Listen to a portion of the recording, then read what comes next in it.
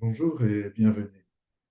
Dans cette vidéo, je vais aborder les principes coopératifs ou, de façon plus large, les normes coopératives universelles inscrites dans la Déclaration sur l'identité coopérative qui comprend une définition, 7 principes opérationnels et 10 valeurs sous-jacentes, ainsi que la manière dont ces normes sont concrètement vécues à travers les études de cas présentées dans l'ouvrage Cooperativism at Work. Je vais expliquer également l'émergence et l'évolution de ces normes depuis le XVIIe siècle et aussi le débat actuel sur l'opportunité de les conserver telles quelles ou de les modifier. Sur la chaîne YouTube du même nom que le livre, à savoir Cooperativism at Work, vous trouverez une présentation générale de ce livre que j'ai coordonné et écrit en partie et récemment publié, a été publié par Routledge.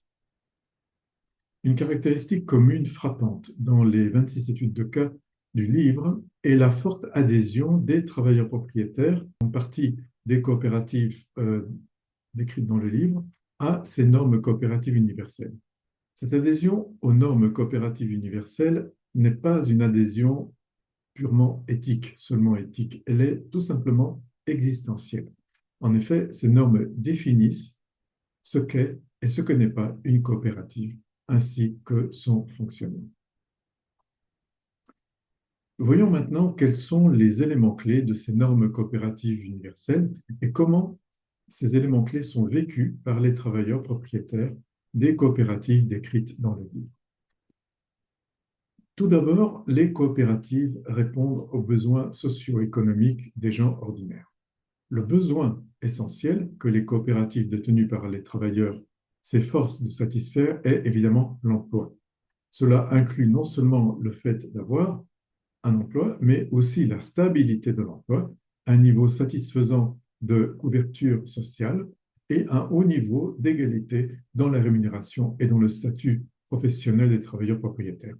Les études de cas présentées dans le livre montrent très clairement l'importance de ce besoin pour les travailleurs propriétaires.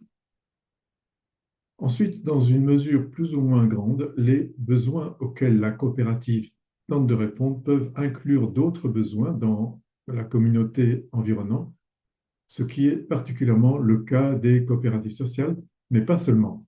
Les coopératives de travail associées aussi, bien souvent, répondent à des besoins de la collectivité environnante.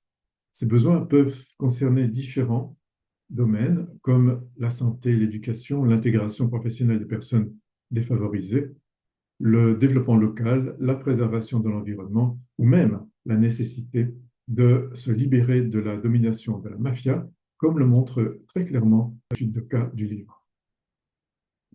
Un deuxième élément clé est qu'une coopérative est à la fois une association autonome de personnes et une entreprise. Cette double nature ou double qualité des coopératives, comme on l'appelle, est bien illustrée dans les 26 études de cas présentées dans le livre. Un autre élément clé des normes internationales coopératives est la gestion démocratique de l'entreprise. L'importance de cet élément ressort très clairement et explicitement dans les 26 études de cas présentées dans le livre. Elle s'exprime non seulement à travers les procédures une personne, une voix, mais aussi à travers toute une architecture institutionnelle à la coopérative avec des freins et des contrepoids, des méthodes de recherche de consensus et même de résolution des conflits lorsque des conflits surviennent. Les travailleurs propriétaires savent qu'ils sont responsables de leurs décisions, mais aussi de la manière dont ils mettent en œuvre ces décisions. Et en effet, les coopératives détenues par leurs travailleurs sont uniques au sein des coopératives, en ce sens que ceux qui prennent les décisions sont les mêmes personnes que ceux qui mettent en œuvre ces décisions. Ensuite, les coopératives accordent une grande importance à l'éducation, à la formation et à l'information, qui sont en effet essentielles à la gestion démocratique. Dans le cas des coopératives détenues par leurs travailleurs, cela est particulièrement important étant donné que, comme je viens de le dire, les personnes qui exercent le contrôle démocratique dans la prise de décision sont également les mêmes personnes qui les mettent en œuvre. Les études de cas présentées dans le livre illustrent la manière dont ce principe opérationnel est concrètement mis en œuvre. Ce principe est également fondamental pour assurer la mobilité ascendante dans l'entreprise.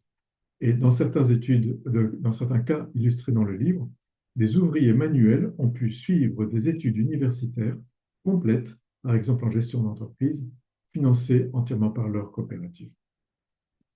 Une autre composante des normes universelles coopératives est la combinaison entre la propriété individuelle et la propriété commune.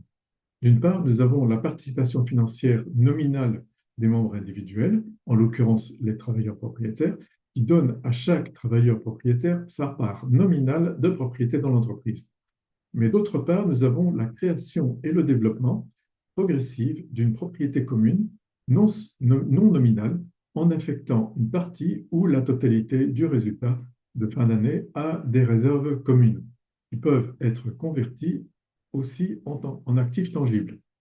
Les 26 études de cas montrent clairement cette combinaison de propriété individuelle et de propriété commune. Une autre composante est la prédominance des personnes sur le capital, non seulement dans le système de vote grâce à la procédure une personne, une voix, indépendamment du montant du capital apporté par chaque associé, mais aussi grâce au système de redistribution des excédents. La redistribution, lorsqu'elle a lieu, se fait principalement en fonction des transactions des associés avec leur coopérative. Dans le cas des associés qui sont des travailleurs propriétaires, ces transactions concernent la rémunération. Dans certains cas, chaque travailleur propriétaire de la coopérative reçoit le même montant dans le cadre de la redistribution des résultats de fin d'année. Et dans d'autres cas, ceux qui ont une rémunération plus élevée ou ceux qui ont travaillé davantage d'heures ou les deux combinés reçoivent davantage. Un autre élément important est que l'adhésion à une coopérative est libre et volontaire. Mais dans le cas des travailleurs associés, il faut logiquement qu'il y ait d'abord un poste de travail. Sinon, ils ne seraient pas des travailleurs associés. Les études de cas présentées dans le livre montrent que c'est effectivement le cas. Ensuite, les coopératives ont pour mission de coopérer entre elles. Elles le font par le biais de réseaux, d'agences, d'instruments financiers, de groupes entrepreneuriaux ou d'associations représentatives. Cette coopération peut renforcer les coopératives de base dans leur viabilité économique et leur capacité d'entreprendre, mais aussi dans la co-création de politiques publiques et de législation visant à leur promotion et à leur viabilité. Les 26 études de cas présentées dans le livre participent toutes à cette dynamique à travers différentes modalités. Ensuite, les coopératives s'engagent en faveur de la collectivité environnante et du développement durable. Les 26 études de cas présentées dans le livre reflètent bien cette dynamique de différentes manières. Viennent ensuite les 10 valeurs sous-jacentes que vous voyez sur l'écran, auxquelles adhèrent les associés des coopératives et qui peuvent également être vérifiées dans les études de cas présentées dans le livre.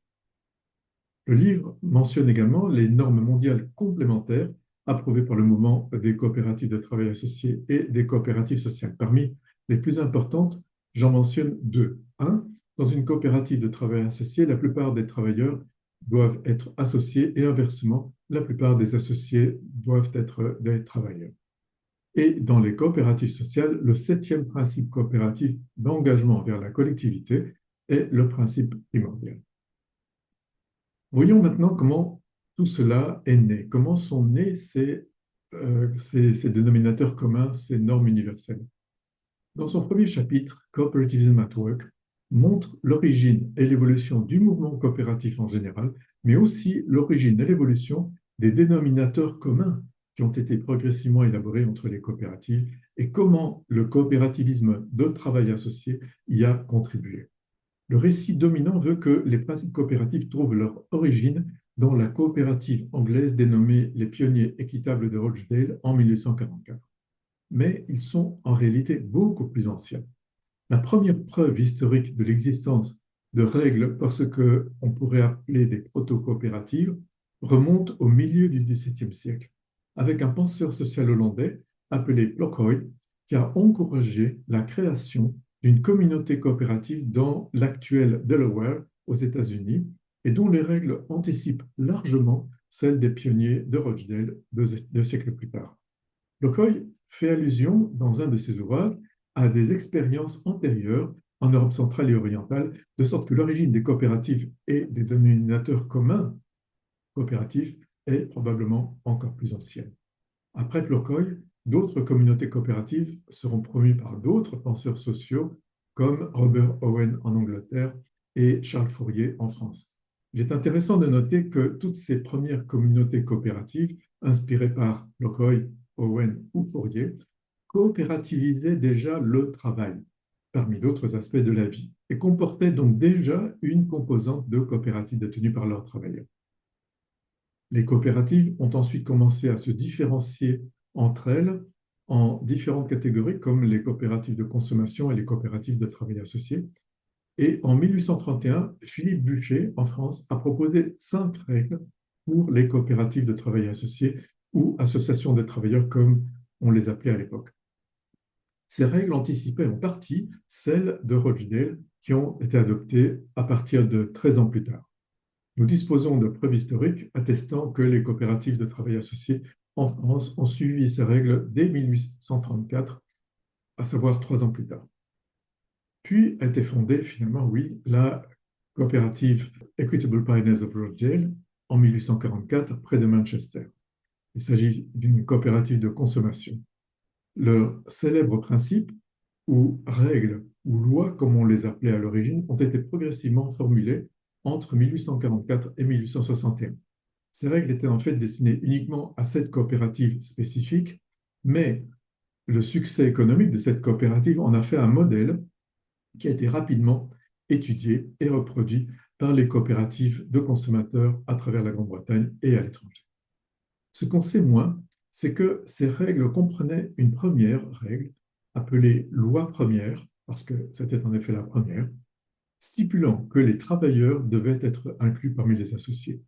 Cela n'a pas très bien fonctionné pour des raisons qui sont expliquées dans le livre, mais cette idée a fait son chemin et a fait l'objet d'un grand débat en Grande-Bretagne et à l'étranger dans la seconde moitié du XIXe siècle, puis a été éclipsée.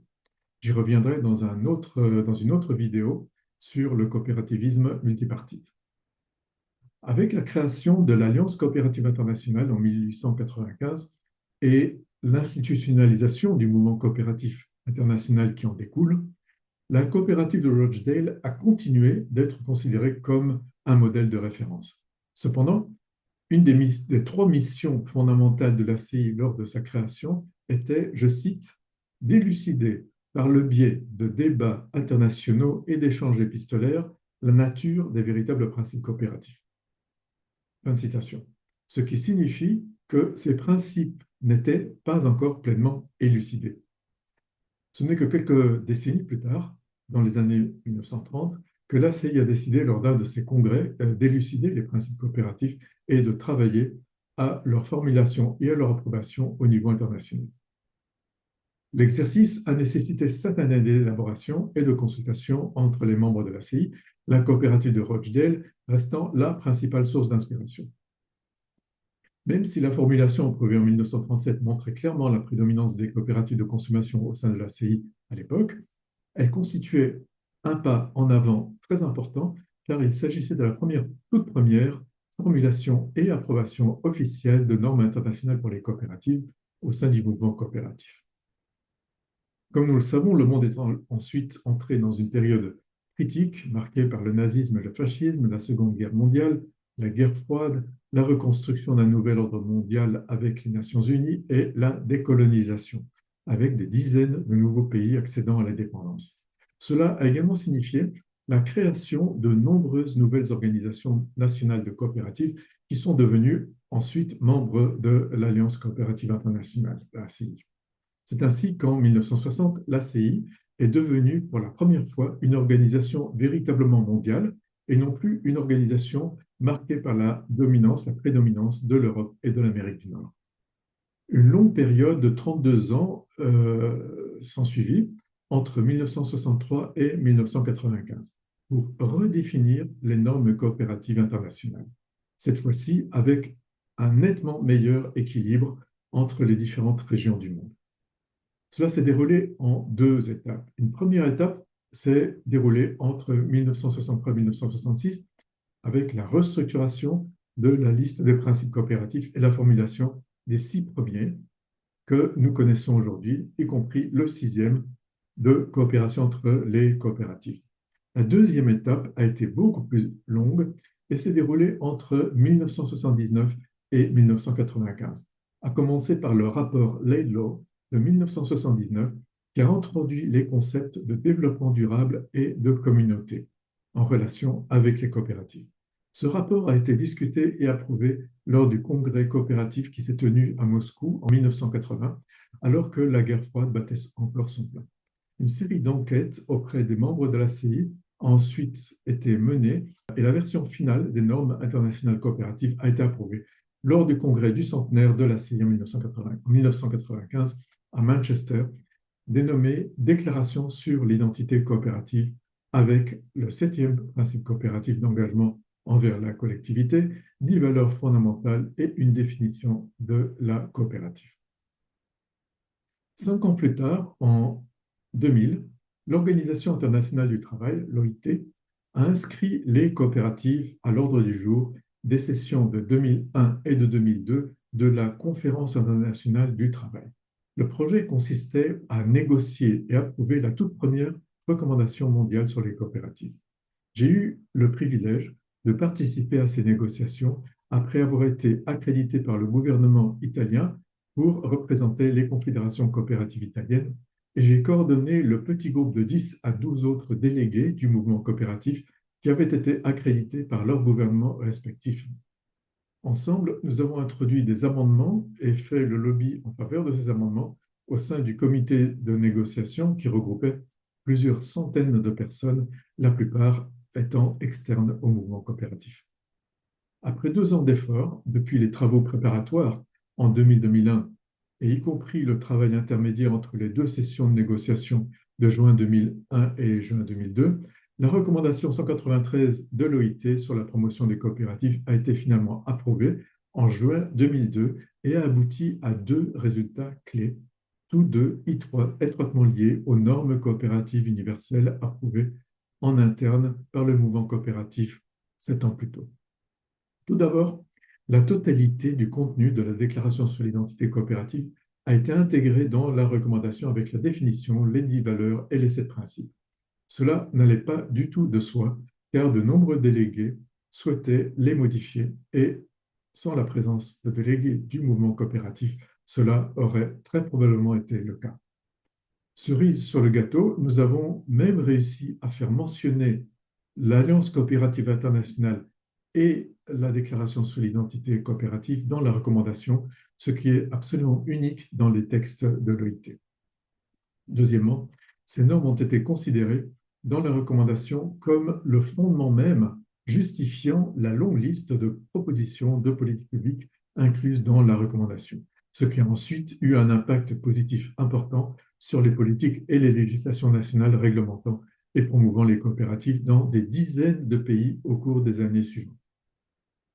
Avec l'adoption de la recommandation 193 de l'OIT, l'ensemble de la communauté internationale a approuvé pour la première fois dans l'histoire les normes coopératives internationales qui sont dès lors devenues des normes universelles et publiques pour l'ensemble du système des Nations Unies.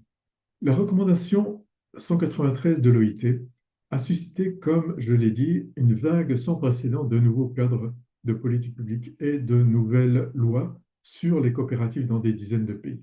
C'est un premier résultat.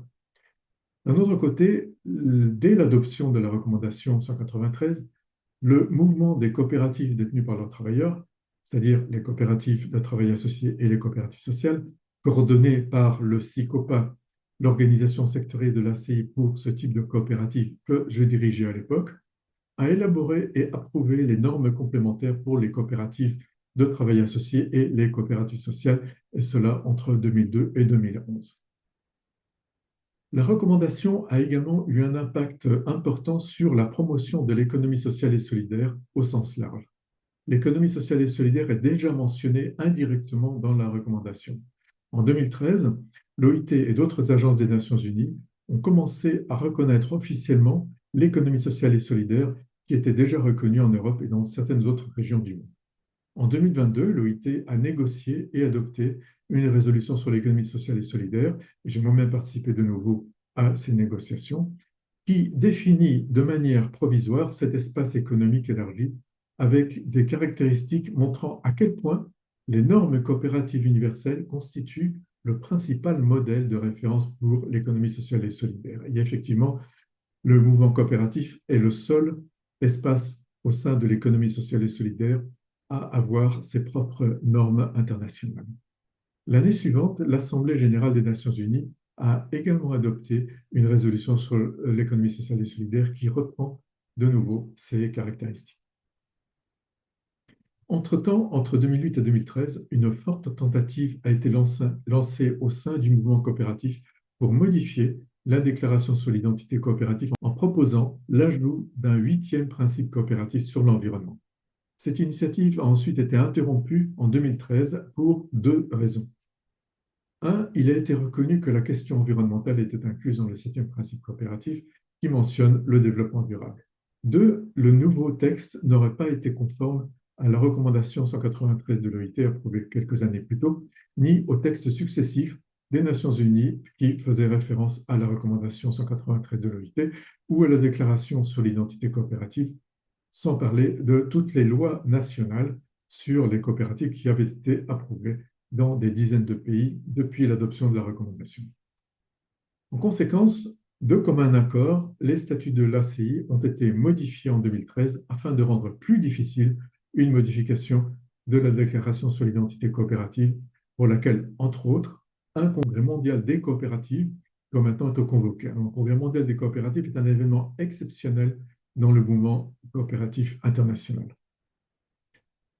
Et en effet, en 2019, l'Assemblée générale de l'ACI a approuvé la convocation d'un congrès mondial des coopératives consacré précisément à la déclaration sur l'identité coopérative. Le 33e congrès mondial des coopératives, intitulé Approfondissons notre identité coopérative, s'est tenu fin 2021 à Séoul et en ligne, alors que la pandémie de Covid-19 sévissait toujours. À l'exception de quelques voix isolées, pratiquement aucun des participants au congrès n'a proposé de modification de la déclaration sur l'identité coopérative, bien qu'elle ait été analysée sous 24 angles thématiques différents au cours du congrès. Cela a été confirmé par les conclusions officielles du congrès. En revanche, le congrès a conclu qu'il fallait beaucoup mieux exploiter cette identité coopérative telle qu'elle est formulée. Ce résultat corrobore en fait une enquête menée par l'ACI près de 4 ans plus tôt, au début de l'année 2018, lorsque j'ai pris mes fonctions de directeur général de l'ACI et qui a enregistré le taux de participation le plus élevé de l'histoire récente de l'ACI. Là aussi, seules quelques voix isolées avaient demandé une modification de la déclaration sur l'identité coopérative. Une enquête précédente de l'ACI, réalisée en 2006, avait donné le même résultat. Malgré ce consensus général sur le maintien des normes coopératives universelles sous leur forme actuelle, des demandes ont été formulées pour lancer une enquête après le Congrès sur ce sujet. À la demande d'un groupe de travail de l'ACI qui avait été créé juste avant le Congrès, le Bureau mondial de l'ACI a mené une enquête entre avril et octobre 2022, alors que j'étais encore directeur général de l'ACI. L'enquête a été menée en 11 langues différentes et a recueilli des réponses de 136 pays avec 3 catégories de répondants: des représentants de coopératives ou d'organisations coopératives, des membres individuels de coopératives et des experts. Les résultats ont ensuite été analysés par le personnel de l'ACI, qui comprenait alors un sociologue professionnel, à l'aide du logiciel SPSS, entre autres. Les résultats ont montré une forte adhésion à la déclaration sur l'identité coopérative, qui était considérée comme exprimant pleinement la nature et la finalité du modèle d'entreprise coopérative, tout en étant suffisamment flexible pour s'adapter à différents environnements et ayant résisté aussi à l'épreuve du temps. En revanche, les réponses, dans leur majorité, soulignaient l'importance de mieux promouvoir la déclaration sur l'identité coopérative. En mars 2023, j'ai terminé mon mandat de directeur général de l'ACI et depuis lors, je n'ai pas suivi de près l'évolution de cette initiative visant à examiner d'éventuelles modifications de la déclaration sur l'identité coopérative, mais cette initiative se poursuit toujours. À cet égard, je voudrais proposer quelques questions à débattre. La situation mondiale actuelle se caractérise par une instabilité et une incertitude très importantes, comme nous le savons. Probablement plus encore qu'entre 2008 et 2013, lorsque la précédente tentative de modification de la déclaration sur l'identité coopérative a eu lieu. Dans cette situation mondiale particulièrement sensible, particulièrement difficile, nous devrions réfléchir à la possibilité d'un effet d'entraînement en cas de modification de la déclaration sur l'identité coopérative dans la conjoncture actuelle. En particulier, première question, nous devrions nous demander dans quelle mesure le fait qu'un nouvel ensemble de normes universelles coopératives soit en contradiction avec des dizaines de lois nationales adoptées depuis la recommandation de l'OIT poserait problème ou non. Nous devrions également nous demander ce qui se passe avec les normes complémentaires à la déclaration sur l'identité coopérative pour les coopératives de travail associés et les coopératives sociales qui ont été élaborées entre 2002 et 2011. Si cette déclaration n'existe plus en tant que telle ou est modifiée. En d'autres termes, si la base change, qu'advient-il des compléments? Nous devrions également nous demander si le fait que les normes universelles coopératives existantes intégrées dans la Déclaration sur l'identité coopérative aient été approuvées par la communauté internationale et le système des Nations Unies par le biais de la recommandation 193 de l'OIT modifie ou non la nature même de ces normes universelles coopératives. Il existe aujourd'hui un vaste débat sur le multilatéralisme et le système des Nations Unies. Le mouvement coopératif peut-il encore considérer les normes coopératives internationales comme relevant exclusivement de ses affaires internes, comme c'était certainement le cas avant 2002, ou font-elles désormais partie du domaine public international également dans le cadre du système des Nations Unies? Et du coup, toute modification de ces normes doit-elle être coordonnée avec le système des Nations Unies ou non? Même si les normes coopératives universelles ne sont pas modifiées pour l'instant, beaucoup de choses peuvent être faites à leur sujet, comme des rapports réguliers sur la mise en œuvre de ces normes, à l'instar des rapports annuels des Nations Unies sur les droits humains, basés sur la Déclaration universelle des droits de l'homme. Des documents explicatifs, comme cela a déjà été fait avec les notes d'orientation sur les principes coopératifs en 2015, ou le document de référence de 2021 pour le 33e Congrès mondial des coopératives, qui s'appelait « Examinons notre identité coopérative ». Une large gamme de matériel éducatif pourrait être élaborée. Et finalement, un système de révision de la conformité de chaque coopérative à ces normes pourrait être mis en place, comme c'est déjà le cas en France par exemple. On pourrait même imaginer la mise en place d'un système de certification des coopératives. Ce qui est certain, c'est que l'élaboration et l'adoption progressive de normes coopératives universelles depuis le XVIIe siècle constitue une réalisation unique dans l'histoire universelle et du coup constitue aussi un patrimoine précieux pour le mouvement coopératif. Et deuxièmement, les normes coopératives universelles, telles qu'elles ont été créées dans la Déclaration sur l'identité coopérative, ont démontré être suffisamment générales pour permettre un haut niveau de créativité au sein du mouvement coopératif qui se renouvelle continuellement, qui se réinvente continuellement, avec l'invention au cours des dernières décennies de types de coopératives totalement nouveaux, comme les coopératives sociales, les coopératives de communauté ou les plateformes coopératives. Pour revenir à notre ouvrage Cooperativism at Work, les 26 études de cas, comme je l'ai dit, confirment que les travailleurs propriétaires dans les coopératives illustrées dans le livre, dans 15 pays différents, agissent naturellement selon les normes coopératives universelles et s'identifient réellement avec elles. Si vous avez un commentaire, n'hésitez pas à l'exprimer dans l'espace pour les commentaires sous cette vidéo. Je vous remercie pour votre attention.